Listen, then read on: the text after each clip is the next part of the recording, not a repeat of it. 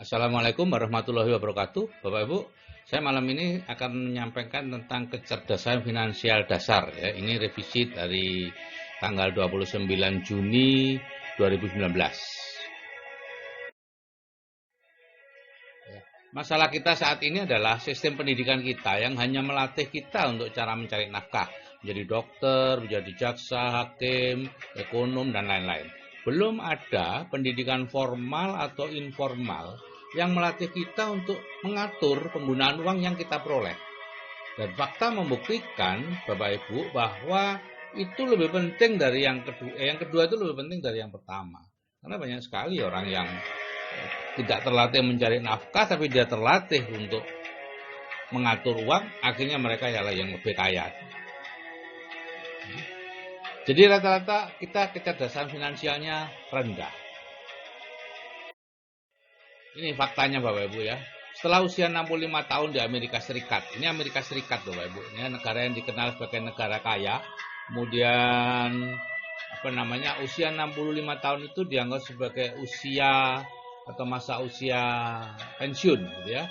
Jadi harusnya mereka yang sudah bekerja keras lama itu ya sudah kaya atau mampu. Faktanya seperti ini Bapak Ibu. Hanya 1% yang kaya, hanya 4% yang makmur atau mandiri secara keuangan. Gila enggak Bapak Ibu? Ya, selama sekian puluh tahun hanya 5% yang dia bisa mandiri. Ya. Sedangkan yang 5% itu masih harus bekerja. Yang 36% alhamdulillah dia meninggal. Yang 54% tergantung pihak lain. Jadi setelah bekerja keras selama puluhan tahun, pada usia 65 tahun ke atas tergantung pihak lain. Ini Amerika Bapak Ibu. Indonesia nggak tahu. Nah di Indonesia ini faktanya. Penyelidikan majalah SWA ya, tahun 80-an ya. 80% profesional berpenghasilan besar akan jatuh miskin di usia tuanya. Ya. Kemudian ini di Amerika juga 90% penerima lotre besar akan jatuh miskin 3 tahun setelah terima lotre. Ya. Jadi ini semua menunjukkan bahwa kecerdasan finansial kita rendah sehingga cara mengatur keuangan kita pun rendah. Nah, cerdas keuangan itu apa sih? Yaitu mengerti 5 peraturan dasar keuangan. Yang pertama, membedakan aset dan beban, mengerti arus uang atau cash flow, mengetahui cara menggunakan uang, memahami penghasilan aktif dan pasif, dan mengetahui definisi kaya dan miskin. Ya, itu adalah cerdas secara keuangan. Saya akan bicarakan dengan cepat satu persatu karena nanti beberapa item akan ada pembicaraan sendiri ya, ada video yang tersendiri yang lebih detail. Yang pertama, peraturannya membedakan aset dan beban, gitu ya. Nah, aset itu apa? Aset adalah segala sesuatu yang bisa memberikan penghasilan kepada kita, rutin ya, penghasilan setiap bulan. Seperti saham, real estate, bisnis, ternak, lahan produktif. Jadi ini bukan karena peningkatan nilai. Misalnya Anda punya tanah nganggur, ya tanah nganggurnya setelah sekian tahun nilainya naik, itu bukan aset. Kan tanah nganggur itu tiap bulan tidak menerima hasil, ya kecuali itu Anda sewakan. Ya. Begitu juga uang dolar misalnya Anda simpan atau apa sekarang terkenal, oh itu Bitcoin Anda simpan, itu bukan aset Bapak Ibu. Ya. Kecuali dia menghasilkan setiap bulannya, itu baru disebut aset. Ya, kalau beban itu adalah sesuatu yang membuat kita mengeluarkan uang, ya, seperti rumah yang kita tempati, mobil yang kita tempati, yang kita pakai. Ya. Nah, secara umum, Bapak Ibu, kita seharusnya menaikkan aset dan menekan beban. Tapi apa yang terjadi selama ini? Karena ketidaktahuan kita, maka kita meniadakan aset dan menumpuk beban. Ya, seperti rumah diperbesar, mobil diperbanyak. Kenapa? Karena kita salah menganggap itu aset. Nah, peraturan yang kedua adalah 3 macam arus kas ya, atau arus uang, yaitu arus uangnya orang miskin, arus uangnya kelas menengah, dan arus uangnya orang kaya. Jadi Bapak Ibu, besar Anda disebut orang kaya atau tidak itu bukan berdasarkan berapa penghasilan Anda ya. Tapi Anda disebut makmur atau kaya kalau Anda memiliki arus uangnya orang kaya. Sesederhana itu Bapak Ibu ya. Jadi kalau penghasilan Anda 100 juta sebulan tapi arus kasnya orang miskin, Anda orang miskin Bapak Ibu. Ya. Nah, ini akan ada yang pembahasan lebih lanjut ya. Jadi arus kas itu, arus uang itu menyangkut 4 ini ya, pemasukan, pengeluaran, aset, dan beban. Artinya tergantung, misalnya pemasukan dari mana? Dari gaji, honorarium, atau dari keuntungan bisnis yang Anda kelola sendiri gitu ya, atau dari dividen, keuntungan bisnis yang dikelola orang lain, sewa dari lahan kita, dan lain-lain ya. Itu semua pemasukan, dan itu yang membedakan apakah Anda kelas menengah, Anda harus miskin atau orang kaya gitu ya. Pengeluaran, aset, beban ya, itu semua jadi semua menentukan ya. Jadi Anda disebut kaya atau miskin tidak tergantung berapa besar penghasilan Anda, tetapi tergantung bagaimana sifat penghasilan Anda dan dari mana penghasilan Anda itu Anda peroleh, apakah dari pekerjaan ataukah dari aset. Kalau dari pekerjaan, Anda tidak pernah disebut sebagai orang kaya ya, kalau Anda penghasilannya dari pekerjaan sebesar apapun ya, seperti itu. Nanti Anda belajar lagi di pembicaraan tentang cash flow. Nah, terus peraturan yang ketiga adalah tipe orang dalam menggunakan uang. Ada 3 tipe menggunakan uang. Yang belum didapat itu tipe peminjam, umumnya senang hidup mewah, selalu dalam posisi hampir bangkrut ya. Nah, tipe penabung itu menggunakan uang yang sudah didapat ya, atau beli cash segala sesuatunya. Ini sedikit lebih lama sebelum bangkrut kalau terjadi sesuatu dengan pencari nafkah. Nah, yang ketiga ini ada tipe investor. Ini sebagian penghasilan disisihkan dan secara hati-hati diinvestasikan, menghasilkan, dan inilah yang hidup nyaman. Yang keempat adalah Anda bisa memahami apa itu penghasilan aktif dan penghasilan pasif ya. Penghasilan aktif itu disebut earned income, itu penghasilan yang diperoleh dari pekerjaan ya, sifatnya hanya sementara, tergantung pada kondisi kita. Begitu Anda sakit, meninggal, Anda tidak dapat penghasilan. Dan penghasilan ini tidak dihitung dalam menilai kekayaan seseorang ya. Dan ini tidak terlalu bermanfaat untuk keturunan kita ya. Semuanya tergantung pada diri Anda sendiri dan umumnya didapat tanpa sistem ya. Dan ini oleh Robert T. Kiyosaki disebut sebagai uang yang salah.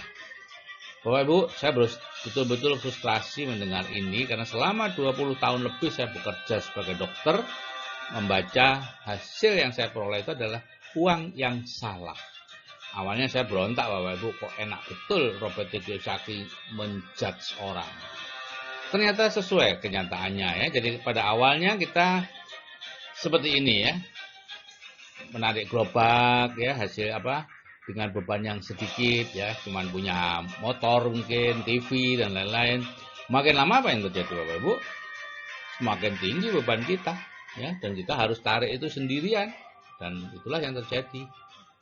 Dan suatu saat kita tidak bisa bekerja lagi, ya sudah selesai semuanya. Ini penghasilan aktif. Jadi semakin besar penghasilan aktif Anda, semakin stres Anda, dijamin. Yang kedua penghasilan pasif, ya, atau disebut juga residual income, penghasilan yang berasal dari aset. Sifatnya permanen, tidak tergantung pada kondisi kita, ya, dan ini dihitung dalam menilai kekayaan seseorang. Sangat bermanfaat untuk keturunan kita. Umumnya melibatkan banyak orang dan ada sistem, ya. Dan ini yang sering disebut sebagai uang yang benar, ya. Jadi semakin besar penghasilan pasif Anda, semakin tenang kehidupan Anda, ya. Jadi nggak apa-apa Anda berjuang mendapatkan penghasilan aktif, tapi itu harus segera dialihkan jadi penghasilan pasif. Kalau hanya tetap penghasilan aktif, Anda hidup dari penghasilan aktif, wow. Ya, nanti di belakang akan diperlihatkan. Donald Trump mengatakan, ya, setiap orang punya bakat meniru. Ya, selama ini bakat itu kita gunakan untuk meniru cara mendapatkan uang yang salah. Jika bakat tadi digunakan untuk meniru cara mencari uang yang benar, maka kehidupan yang luar biasa akan menantinya. Nah, ini Bapak Ibu yang dikatakan oleh dokter siapa itu namanya, tentang pemrograman bawah sadar kita. Bahwa anak-anaknya orang kaya itu berbeda dengan anak-anaknya orang biasa. Anak-anaknya orang kaya meskipun di sekolah itu bodoh, tidak pernah diberi modal oleh orang tuanya, tapi mereka akan dengan mudah bisa menjadi kaya. Karena program pikirannya itu berbeda. Dr. Bruce Lipton ya, Anda perlu melihat videonya, itu hanya 7 menit kalau saya. Jadi seperti ini Bapak Ibu ya. Karena itu kami di CFS ini melakukan reprogramming ya. Anda kalau melihat video meningkatkan plafon rezeki ya, karena ini tadi ya, kita sudah meniru cara mendapatkan uang yang salah sejak kita kecil, dan itu yang terjadi sampai sekarang. Kalau udah di reprogramming ya salah terus. Jadi ini penghasilan aktif dan pasif bedanya. Kalau penghasilan aktif itu begitu Anda bekerja, Anda sudah dapat uangnya, terus naik terus. Suatu saat akan mendatar ya. Kalau Anda bekerja di perusahaan swasta, usia 40 tahun belum mencapai puncak, keluar aja deh, tidak akan bisa mencapai puncak gitu ya. Dan suatu saat pasti akan menurun, karena PHK, meninggal, pensiun dan lain-lain, sehingga tinggal sekitar 20%-nya saja lah gitu ya. Nah, di sini kita kerja mendapatkan uang, kalau nggak kerja nggak dapat uang. Nah, penghasilan pasif sebaliknya, yaitu awalnya menurun tapi terus naik terus ya. Karena di sini kita kerja membangun aset. Pada saat kita membangun aset itu kita tidak punya penghasilan atau penghasilannya malah menurun, kita malah mengeluarkan uang gitu ya. Nah, nanti kalau aset itu sudah menghasilkan uang, maka barulah naik terus. Kalau kita sudah tidak kerja lagi, ya, kalau aset sudah menghasilkan uang, kita tidak perlu kerja lagi, aset akan terus menghasilkan uang. Dan itulah yang saya alami Bapak Ibu selama 14 tahun ya, sejak 2005 sampai sekarang, saya hidup dari aset. Saya tidak lagi bekerja mencari uang, tidak praktek, tidak ini itu, pokoknya tidak bekerja cari uang lah. Gitu ya. Saya tetap bekerja, tapi kerja saya membangun aset sehingga aset saya harap bertambah besar ya. Dengan penghasilan saya yang lalu itu tergantung pada aset yang dulu saya bangun. Jadi di sini bedanya, saya bekerja untuk meningkatkan penghasilan saya. Kalau waktu saya jadi dokter dulu, saya bekerja untuk mempertahankan penghasilan saya. Itu bedanya. Nah, ini peraturan yang terakhir, bedakan antara kaya dan miskin ya. Kita disebut kaya atau makmur jika penghasilan pasif kita lebih besar dari biaya hidup kita, gitu ya. Anda perlu mengukur yang namanya indeks kemakmuran, yaitu penghasilan pasif dibagi biaya hidup. Ya, kalau indeks kemakmuran Anda lebih dari 1, Anda disebut makmur. Kalau indeks kemakmuran Anda lebih besar, jauh lebih besar dari 1, Anda disebut kaya. Ya. Jadi Anda ukurlah indeks kemakmuran Anda 15 tahun yang lalu, 10 tahun yang lalu, 5 tahun dan sekarang. Turun apa naik? Ya, kalau naik, oke, Anda sudah aman berarti, gitu ya. Masa depan yang cerah menunggu Anda. Tapi kalau Anda turun, meskipun Anda semakin lama hidup Anda merasa semakin mewah, penghasilan Anda semakin mewah, sebetulnya ancaman pada keluarga Anda semakin besar. Nah, miskin itu apa? Tidak ada sebetulnya definisi miskin secara sosial, agama, nggak ada. Semua di setengah di apa ya? Ya, supaya jadi cukup gitulah ya. Jadi cukup itu sebetulnya adalah kekurangan uang yang dicukup-cukupkan. Gitu ya. Karena gini, miskin itu, orang miskin adalah mereka yang bekerja keras hanya untuk membayar gaya hidupnya yang mahal dan selalu ingin lebih dan lebih. Ya, wah itu saya banget dulu Bapak Ibu ya. Jadi mula-mula dia hidupnya sederhana, makin lama makin mewah, tapi kerjanya semakin berat, ya lama-lama bangkrut kalau memang kehilangan pekerjaan atau nafkahnya. Ya. Nah ini. Jadi Bapak Ibu, kita harus hati-hati, yang hidup mewah belum tentu kaya. Yang hidup sederhana belum tentu miskin. Tetapi kalau Anda hidup mewah dengan penghasilan aktif, bisa dipastikan Anda miskin. Ya, Anda harus segera merubah penghasilan aktif Anda menjadi penghasilan pasif. Tidak mudah, tapi bisa. Penerapan kecerdasan finansial seperti ini nanti akan dibahas lagi secara khusus dalam sebuah video. Ya, yaitu yang pertama, hilangkan kredit konsumtif, Bapak Ibu. Ya. Yang kedua, pertahankan tingkat kehidupan Anda. Yang ketiga, dapatkan penghasilan pasif. Jadi kalau diumpamakan itu seperti ini ya. Tadinya Anda bebannya besar seperti ini, Anda sederhanakan. Gitu ya. Anda turunkan, Anda hilangkan kredit konsumtif Anda. Punya 2 mobil, kredit semua, ya dijual aja, dibelikan 1 aja yang sederhana, cash gitu ya, dan seterusnya. Termasuk rumah Bapak Ibu. Ya, rumah adalah penghisap kekayaan nomor 1 bagi kelas menengah. Oke, itu nanti akan bahas di media yang lain. Dan kemudian mendapatkan penghasilan pasif seperti ini prosesnya ya. Bapak Ibu, kalau saya yang sudah berumur aja bisa mengalihkan penghasilan aktif saya menjadi penghasilan pasif, saya pastikan Anda seharusnya juga bisa. Oke, salam saya dari saya, Dr. Sigit Setiawadi. Salam sukses untuk Anda.